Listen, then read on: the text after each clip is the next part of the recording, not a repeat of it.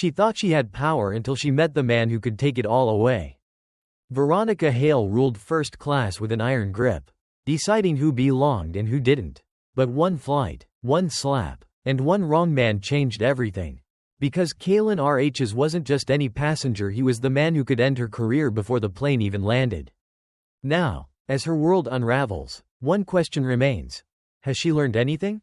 Or is it already too late? Let me know where you're watching from, and don't forget to like, subscribe, and turn on notifications. Now, let's begin. The flight was running smoothly, as flights always do at the beginning. The hum of the engines was steady, a comforting vibration beneath the feet of passengers settling into their seats.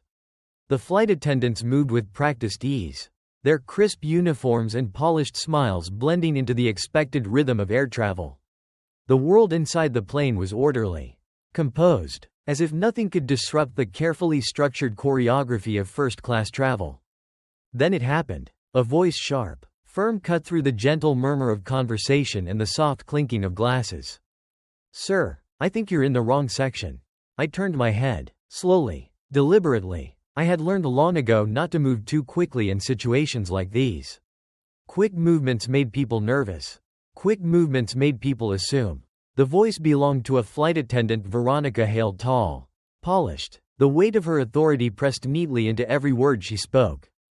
Her eyes flickered over me once, twice, cataloging everything: the worn leather jacket, the cane resting against the seat, the deep lines on my face that spoke of years lived hard and long. She didn't see a first-class passenger. She saw a mistake. I exhaled, measured, controlled. "No," I said, holding up my ticket, the print bold and unmistakable. "This is my seat." She didn't take the ticket, didn't even look at it properly. Instead, she crossed her arms, shifting her weight in a way that told me she had already made up her mind. "People like me didn't belong in seats like these. I can help you find your seat in economy," she said, her voice firm but laced with the condescension of someone who believed they were being reasonable. The air in the cabin changed, subtle but undeniable. A few passengers looked up from their screens, some pretending not to notice, others watching carefully, quietly. They knew what this was. I could feel my grip tighten around my cane. Not out of anger, no.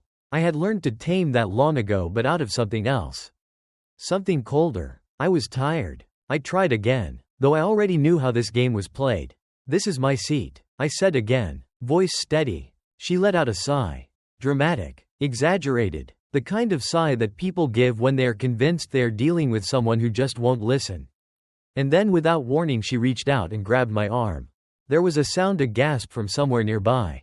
The sharp inhale of disbelief, but it all blurred together because in that moment, something cracked inside me. It wasn't just about the seat. It wasn't about the ticket. It was about years of this.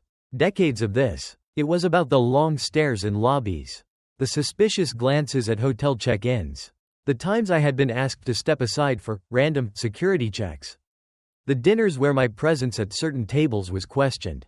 It was about the weight of knowing that in places like this, people like me were always out of place. Her hand gripped tighter, and then before I could even react, she slapped me.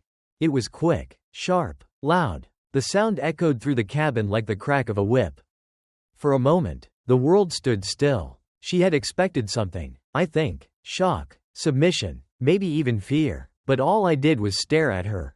Her power, her authority, the confidence she carried, it was all gone. Because in that moment, she understood something that had taken her too long to realize. She had just put her hands on the wrong man. Silence pressed down over the first-class cabin, thick and suffocating. The passengers were awake now, no longer distracted by their champagne or their screens. And then, a single voice, Nathan Carter, the businessman seated a row ahead, spoke. His tone quiet but edged with disbelief. "Jesus Christ," he muttered. "You can't just put your hands on a passenger."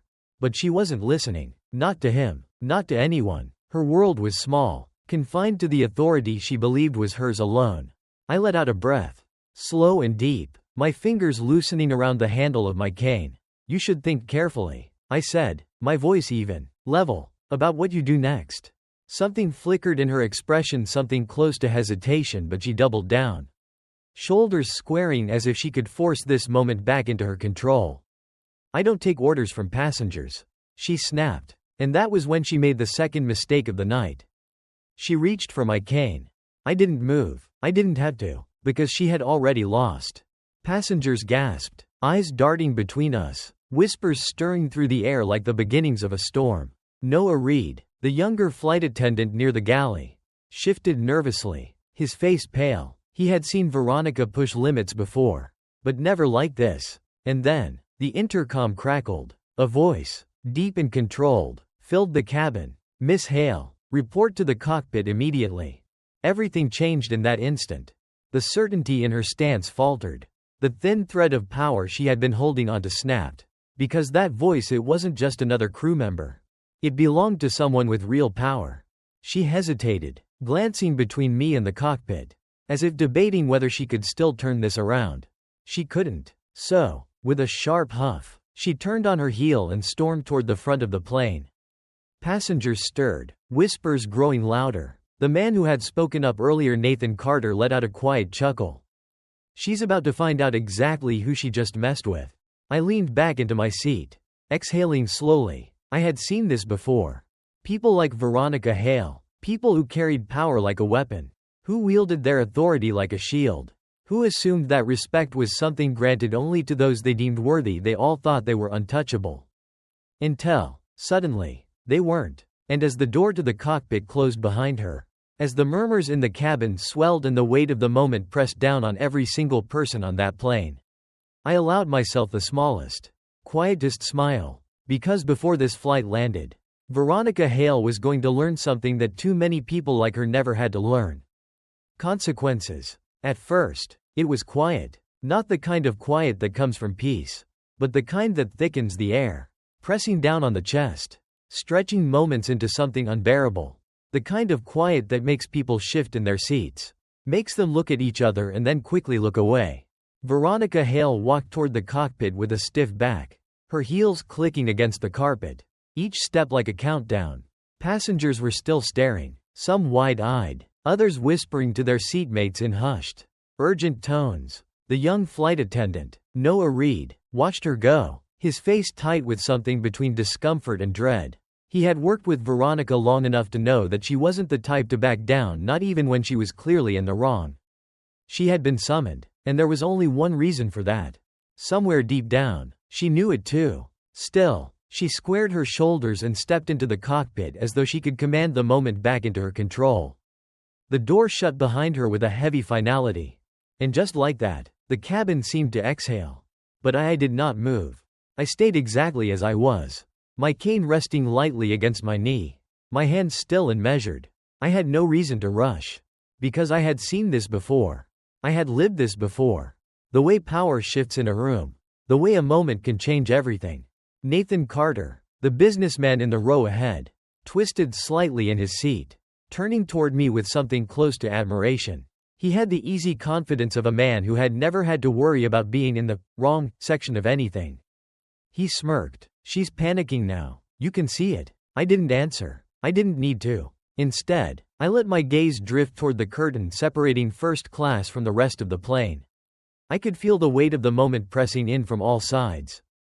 Because what had just happened, what everyone had just witnessed, was not just about me. It was about who is allowed to sit where, who is assumed to belong, and who is assumed to be a mistake. That was what settled into the air between us. That was what made the silence feel so heavy. The slap that was just the spark. The fire? That had been burning long before this flight ever took off.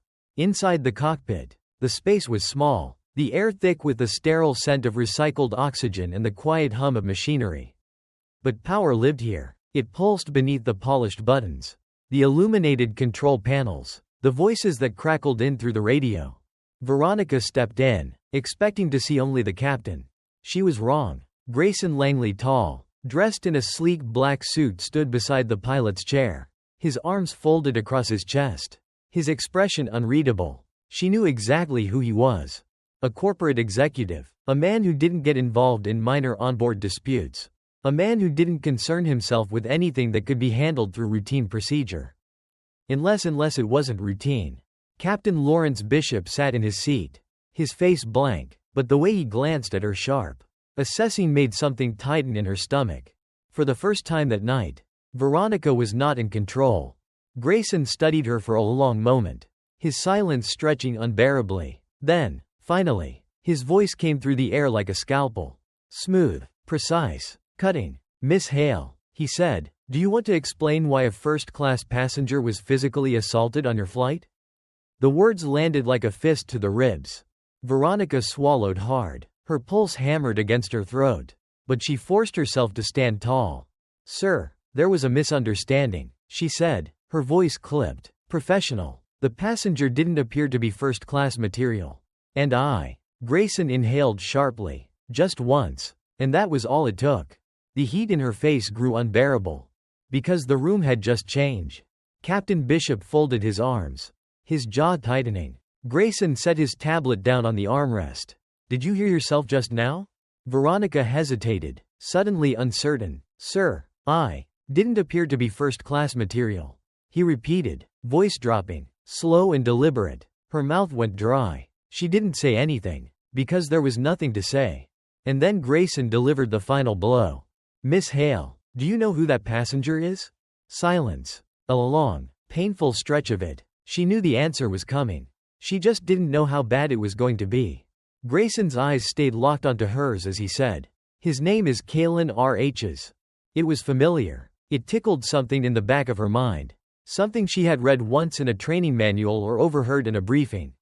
But before she could place it, he continued, "He is one of the founding investors of this airline.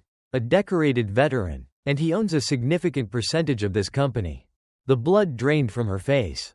"You didn't just slap a passenger, Miss Hale," Grayson said, his voice cold. "You slapped a man who could have you fired before this plane even touches the ground." For the first time, Veronica's posture faltered. Her hands clenched at her sides. But she couldn't stop the way her stomach twisted. The way her mind scrambled for anything that could undo what had just happened. "I made a judgment call," she tried. "I thought there was an error in the system. I was only trying to enforce airline policy."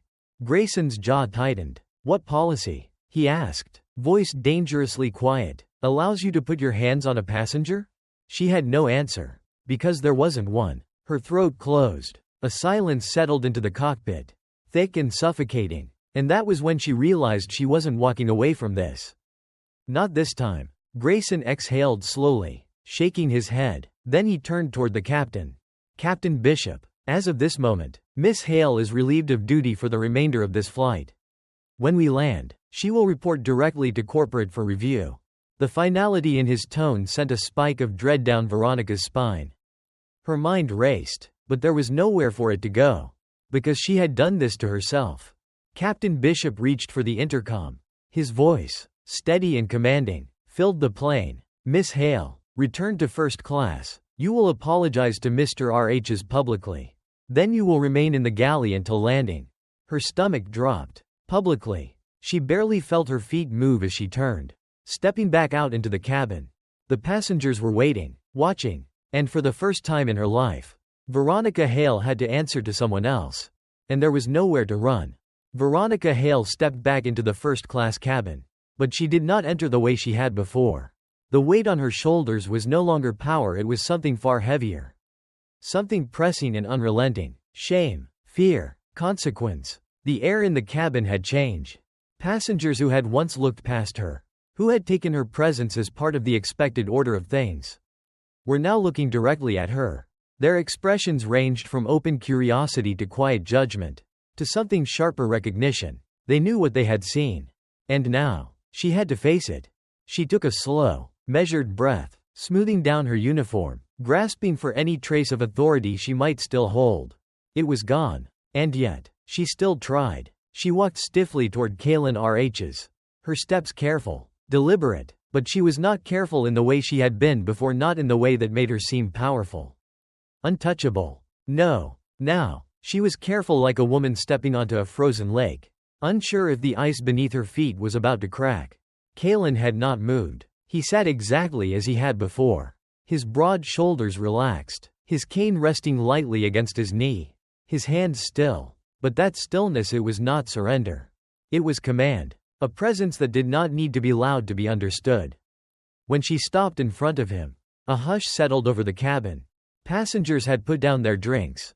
lowered their phones. They were waiting. Veronica's throat was dry. She tried to swallow, but it did nothing. She opened her mouth. Mr. RH's, I'd like to offer my sincere. Kaylin lifted a single hand. Not a dramatic movement, not a demand, just a quiet, controlled gesture. It stopped her cold. Her breath caught. Because the meaning was clear. Say it like you mean it. The silence stretched. Unbearable. Passengers shifted. A few leaned forward, not wanting to miss what came next. The businessman, Nathan Carter, smirked slightly from his seat nearby. Took you long enough, he muttered under his breath. Veronica clenched her jaw, and in that moment, something deep, ugly, and bitter twisted inside her. She knew the words she had to say. She had rehearsed apologies before. She had given them to irritated passengers when she had forgotten their special meal request. To customers who had been mildly inconvenienced by turbulence. To first-class travelers who thought their champagne hadn't been chilled enough. She knew how to say sorry without meaning it. But now, that would not be enough. Her fingers curled slightly at her sides. She could feel the heat rising in her chest. The burn of resentment pushing at the back of her throat. She was Veronica Hale. She was not meant to be here. In this moment, humiliated. And yet she was. She took a slow breath. Forced a tight, professional smile. And tried again. Mr. RH's, I'm sorry for how I treated you. She paused, waiting for the moment to be over. It wasn't. Kaylin simply watched her. His expression unreadable. The silence demanded more. She swallowed hard, her voice tightening. I should not have questioned your ticket. Her fingers twitched. And I definitely should not have put my hands on you. That part nearly choked her. Because saying it out loud made it real. She wanted to add something. To explain. To give a reason. But she had none. And Kaylin, he knew it. So he let the silence stretch just long enough to make sure she felt it. Finally, he tilted his head slightly. Her throat tightened. And, she forced out, her voice barely above a whisper. I regret my actions. The words felt heavy in her mouth. She had said them before. But this time, they meant something different. Because they were not just words. They were a mirror. And when she looked into it, she did not like what she saw. Kaylin exhaled slowly, then leaned back in his seat. Not good enough, he said, his voice steady. A ripple of quiet amusement spread through the cabin. Nathan let out a low chuckle. Lena Whitmore, the woman who had gasped earlier, shook her head in disbelief. She really thought she could get away with that. Veronica's face burned, but Kaylin did not smirk. He did not gloat. He simply held her gaze. Steady and unblinking. But it'll do for now. She let out a breath she hadn't realized she'd been holding. But as she turned to leave, his voice stopped her once more. One more thing. She stiffened, turned back, her hands clenched into tight fists at her sides. Yes, sir? Kaylin's expression did not change. He did not smile, did not shift. He simply said, I want you to think about this moment when you land. Her breath hitched, because she knew exactly what he meant. This moment, it was not over. Not now. Not when the plane landed. Not even after she left the airline. It would stay with her. It would be the moment she looked back on. The moment she would remember every time she stepped into another job interview. Every time she saw a uniform. Every time she thought she had control. Because this was the moment she learned she had none. A cold chill ran down her spine. She turned, stiffly, forcing her legs to move. Her heartbeat pounded against her ribs as she disappeared past the curtain. Stepping into the galley, away from their eyes but not away from the truth. She gripped the edge of the counter. Her knuckles turning white, her breath uneven. She had spent her entire career believing she was untouchable. But tonight had proved her wrong. She had spent years deciding who belonged and who didn't. And now she was the one who didn't belong. Noah Reed stood a few feet away, watching her carefully. His voice, quiet but firm, cut through the silence. That didn't go well, did it? She snapped her head toward him. A sharp glare in her eyes. Not now, Reed. But Noah didn't flinch. Didn't even step back. He had seen something tonight that he would never forget. And he knew so had she. As the plane continued through the sky. Steady, uninterrupted. Veronica's world *, the world she had spent years building *, began to fall apart. And the worst part? She could already see the wreckage waiting for her when they landed. It started with the sound of the intercom. A small, Almost insignificant chime. The kind that most passengers ignored. The kind that barely registered as anything more than background noise. But not tonight. Tonight, that sound carried weight. It carried certainty. It carried consequences. The captain's voice crackled through the cabin. Smooth, practiced, and yet, unmistakably firm. Ladies and gentlemen, this is your captain speaking. We have begun our final descent. Flight crew, please prepare the cabin for landing. The usual instructions, the standard protocol. And yet, to Veronica Hale, they might as well have been a death sentence. She was seated in the galley now. Tucked away from view. No longer a force in the first-class cabin. No longer the authority she had been at the start of this flight. Her hands were clasped in her lap. Her back rigid. Her jaw clenched so tightly it hurt. She could feel the weight of it pressing down on her, the thing she had spent years avoiding. Years refusing to acknowledge. The truth. The thing about power, real power, is that it doesn't need to announce itself. It doesn't need to push. It doesn't need to force its way in. It simply exists. That was what had undone her tonight. Not the man she had slapped. Not the passengers who had stared at her like she was something foreign. Something fragile. Something suddenly and terrifyingly weak. It was the power she thought she had but never actually owned. She had built her career on a lie, on the belief that her uniform, her title, her rules had made her untouchable. But now, she could see it clearly. None of it had ever protected her. And now, nothing would. The plane tilted slightly as it began its controlled descent. The city lights below coming into view through the oval windows. But no one was looking out at the skyline. They were watching him. Kalen R.H.'s. He had not moved much since Veronica had slinked away. Had not raised his voice once. Had not made a single demand. And yet, he had commanded the entire room. Nathan Carter, his sharp suit still crisp, his business-class confidence still intact, leaned slightly toward him. His voice low, casual. So, tell me, he murmured, is she done? Kalen did not answer right away. Instead, he let the question settle. Let it breathe. Let the weight of it sink. His fingers traced the handle of his cane. Slow and deliberate. Finally, he exhaled. She did that herself. Nathan smirked. Still, he mused, swirling the last bit of his drink in his glass. There's something satisfying about watching people like that fall. Kalen's eyes flickered toward him then. Sharp, assessing. He didn't smile, didn't nod, didn't agree. Instead, his voice dropped, quieter now, almost distant. You think this is about watching her fall? Nathan hesitated. Kalen turned toward the window. His expression unreadable. This isn't about the fall. His fingers tightened slightly around his cane. This is about whether she ever really saw herself at all. Nathan didn't have a response to that. Because, deep down, he knew the answer. She never had. The terminal awaits. Through the small gap in the galley curtain. Veronica could see it now, the airport waiting below. The runway stretching out like a long, unforgiving road. She knew what was waiting for her on the other side of that landing. She could see them already: security, corporate, the people who would decide what remained of her career, what remained of the world she had spent years crafting for herself. Her mouth went dry. For the first time in years, she felt small. The plane jolted slightly as the landing gear deployed, the heavy hum of machinery signaling the inevitable. She clenched her fists in her lap. This wasn't happening. Not to her. She had been the one in charge. She had been the one who gave orders. She had been the one who controlled the cabin.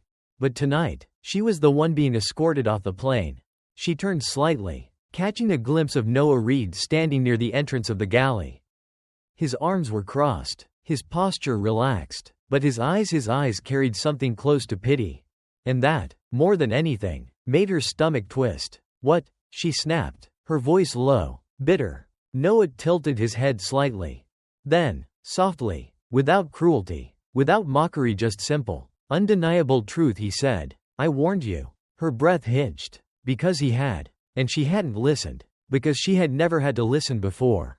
Not until now. The plane touched down, the wheels meeting the earth with a steady, controlled force. A flight like any other. A routine landing. And yet for Veronica Hale, it was the end of everything. She swallowed hard, her pulse hammering against her skin as she closed her eyes for just a second. Because she knew the worst part was still ahead. And no matter how much she wanted to, there was no more running. The plane had landed. But the tension had not. If anything, it had settled into something thicker. Something heavier. Passengers were stretching, reaching for their belongings, murmuring in hushed voices, but no one had forgotten. The moment was waiting for her. Crouched just beyond the narrow aisle, past the rows of seats that had once been hers to command. Veronica Hale sat frozen in the galley, staring blankly at her trembling hands, trying to convince herself she was still in control. She wasn't. Her mind raced, clawing at any excuse, any escape, but there was nothing. She had built her career on the assumption of power. She had worn it in the way she walked, the way she spoke, the way she made people feel when they stepped onto her plane, like they had to earn her respect. And now, she was the one who had to answer. The fastened seatbelt sign flicked off with a soft ding. A small sound, but to her, it sounded like the world splitting apart. She gripped the edge of the counter, her nails digging into the cold metal as she forced herself to breathe. The curtain separating the galley from first class fluttered slightly. And then he stepped through. Kalen R.H.'s. The man she had dismissed. The man she had humiliated. The man she had put her hands on. He did not rush. He did not push his way forward. Did not demand attention he did not need to. The weight of his presence alone was enough to shift the air. He walked with slow, measured steps, his cane tapping lightly against the floor. His broad shoulders squared in a way that told her he had never needed permission to take up space. The aisle was clear for him. Not because people moved, but because they already knew better than to stand in his way. He stopped a few feet from her, adjusting his grip on the handle of his cane. His expression unreadable. The silence between them stretched, thick with everything that had already been said and everything that didn't need to be. Her throat tightened. Mr. R.H.'s, she started, her voice weaker than she wanted it to be. He did not blink, did not tilt his head, did not acknowledge her attempt at control. Instead, in a voice so steady it almost shattered her, he said, "They're waiting for you." The words sent a cold chill down her spine. She swallowed hard, but it did nothing to loosen the tightness in her chest.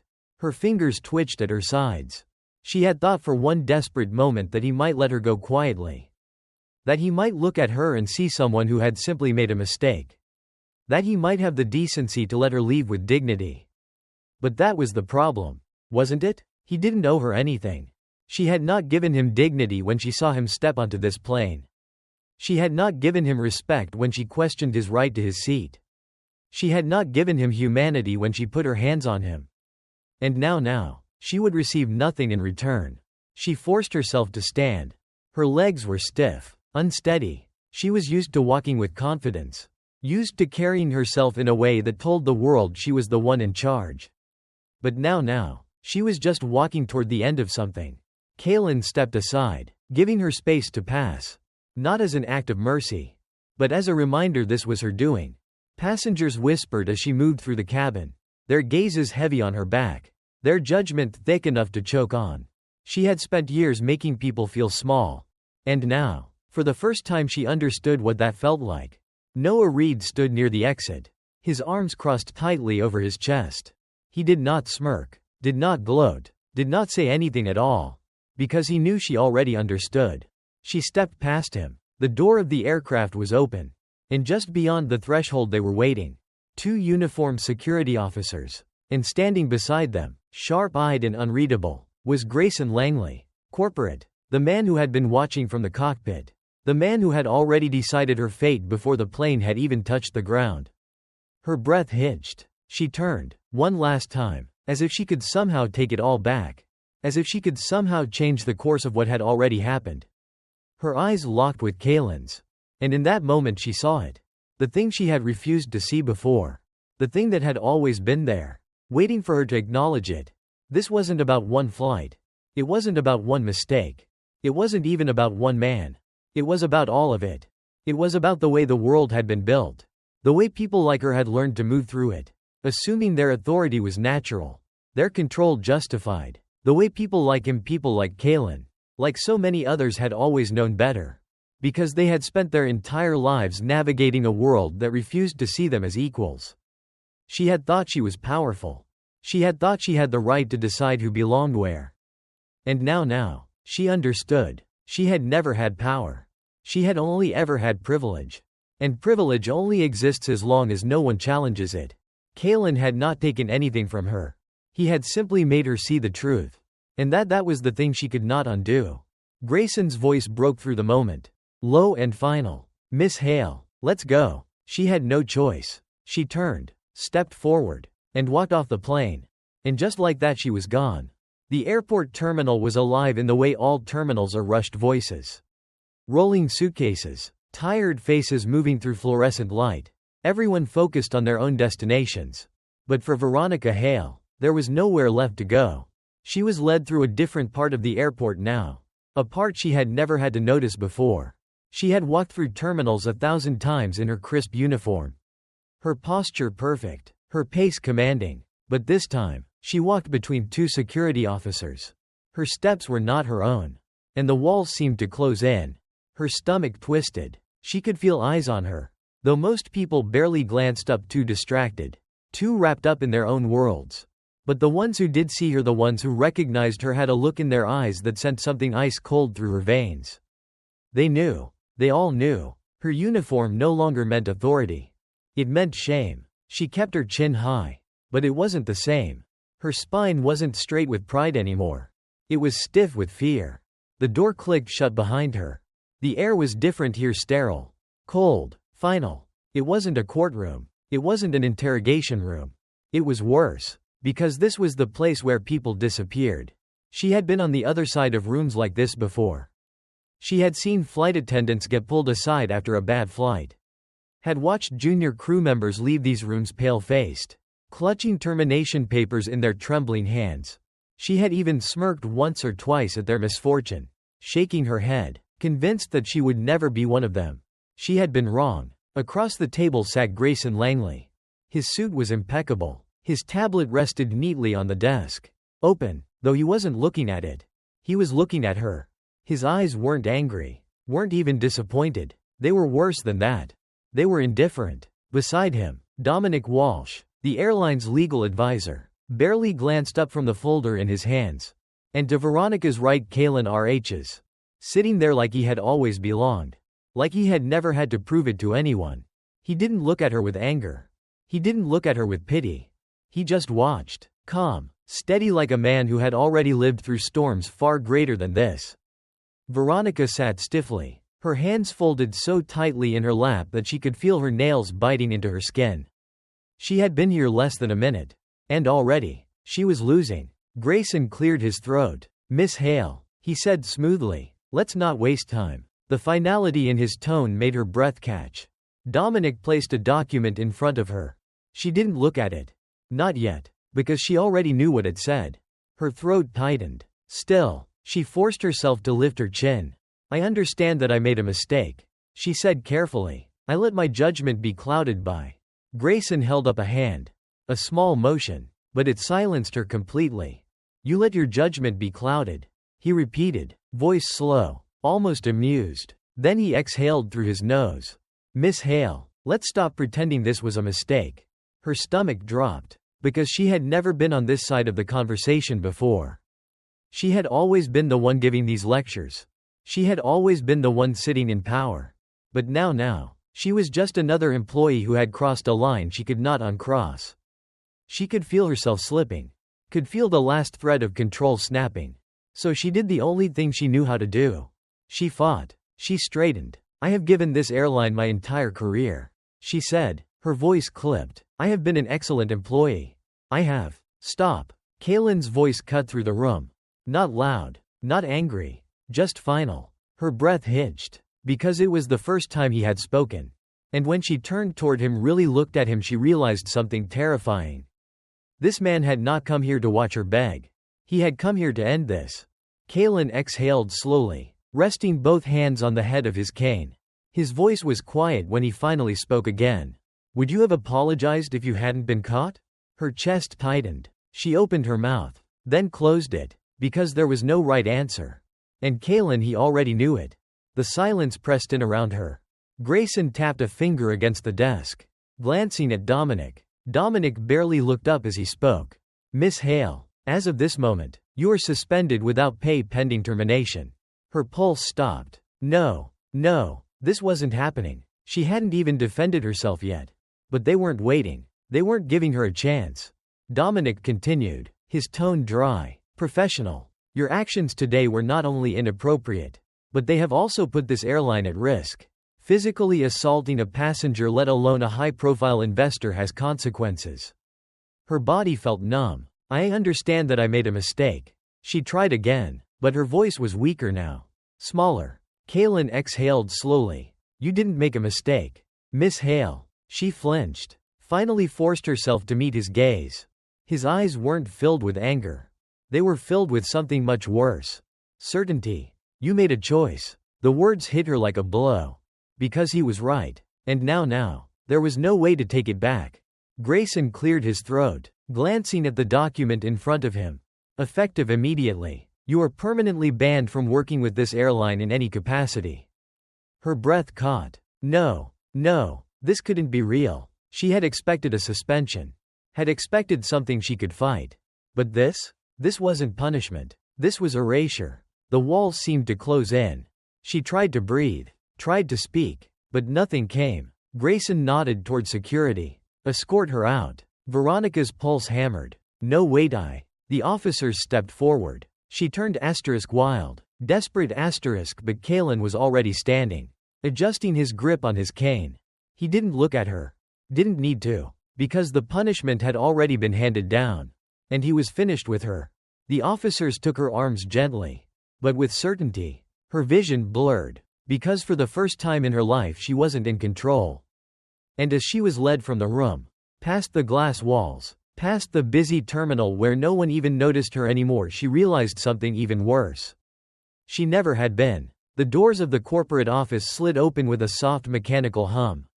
And just like that, Veronica Hale was no longer an employee of the airline.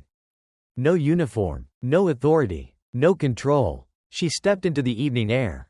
And for the first time, no one was waiting for her. No team, no passengers, no orders to give. Only the city stretching out before her, unforgiving, indifferent, its neon lights flickering against the glass walls of the airport she had once ruled. She stood on the curb, her fingers curled into tight fists at her sides. Her breath uneven. This wasn't real. It couldn't be. For years, she had worn her uniform like armor. Had carried herself through terminals with the certainty that she belonged.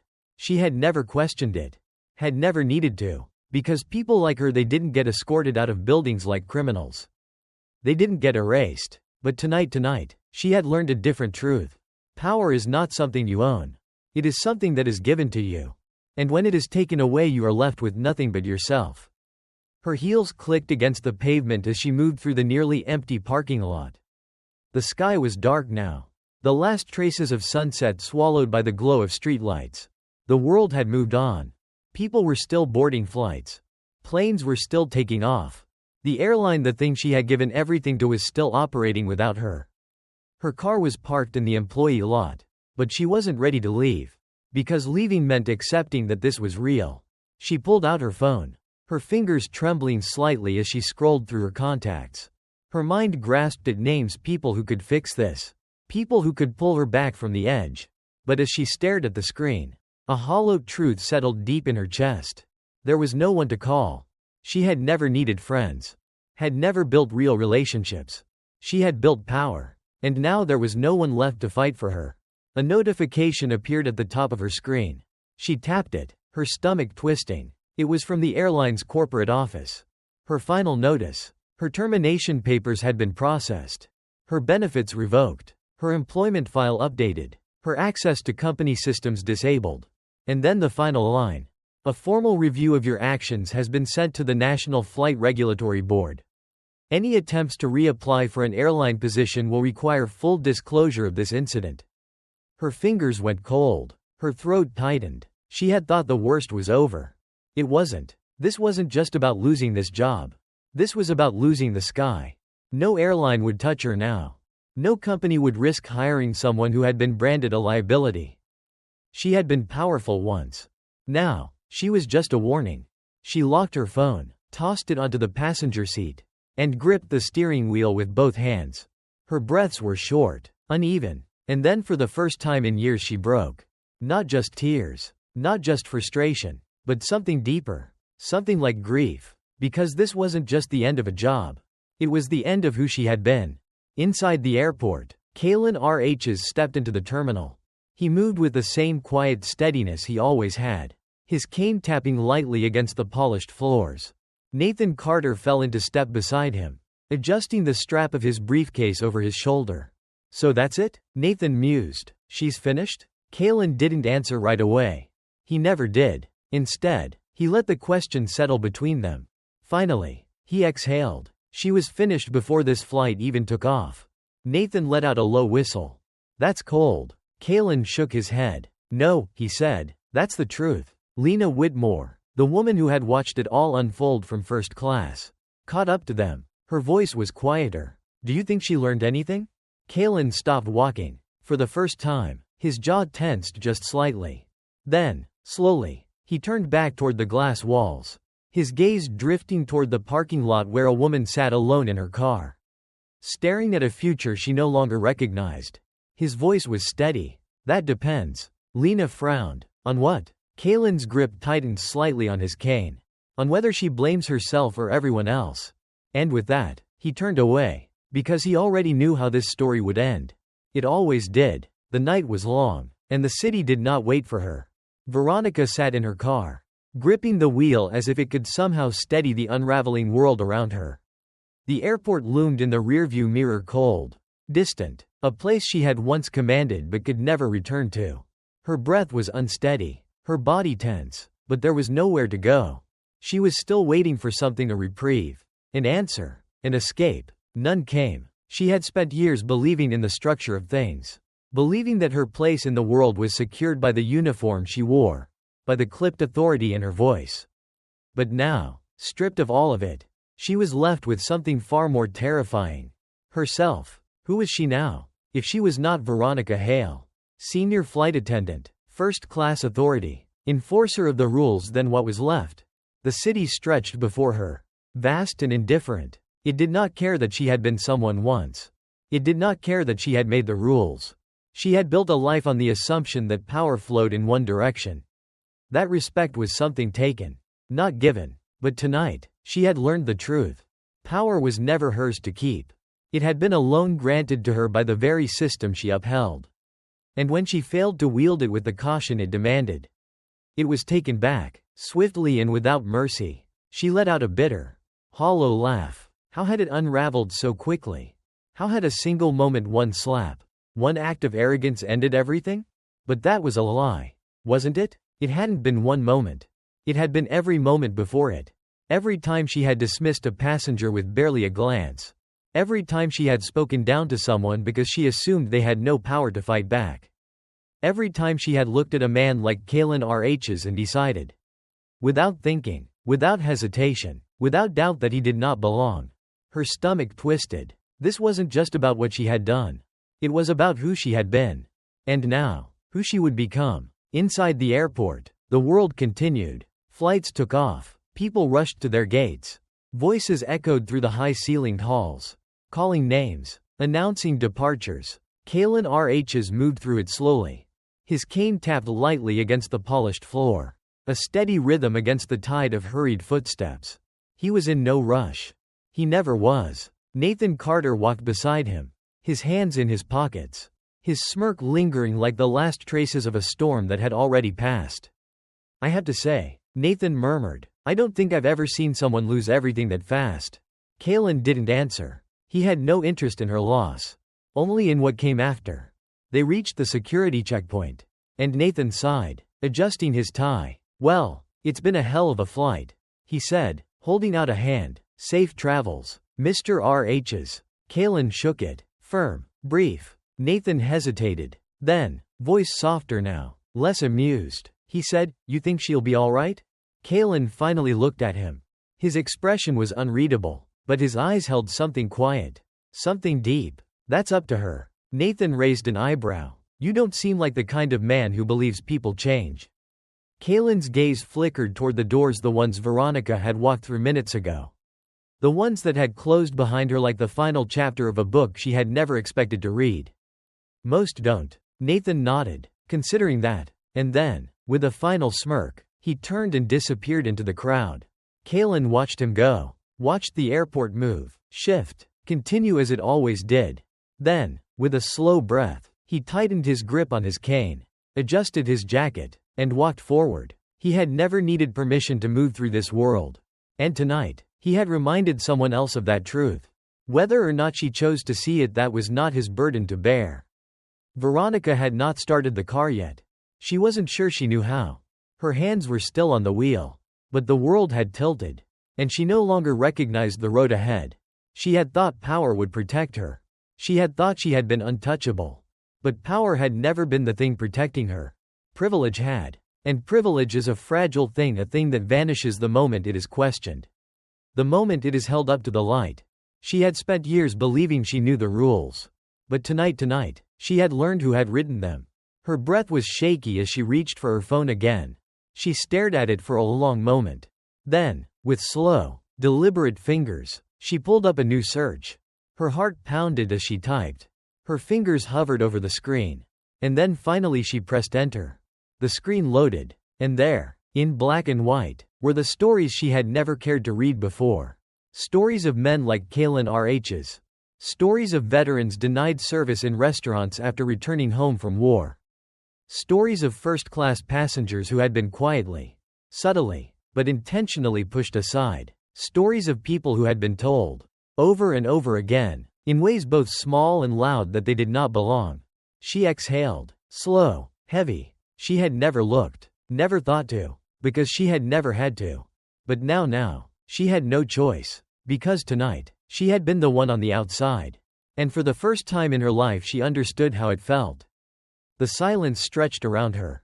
Pressing in, she sat in it, let it settle, let it sink. And then finally she turned the key in the ignition. Because there was only one question left. Where would she go from here?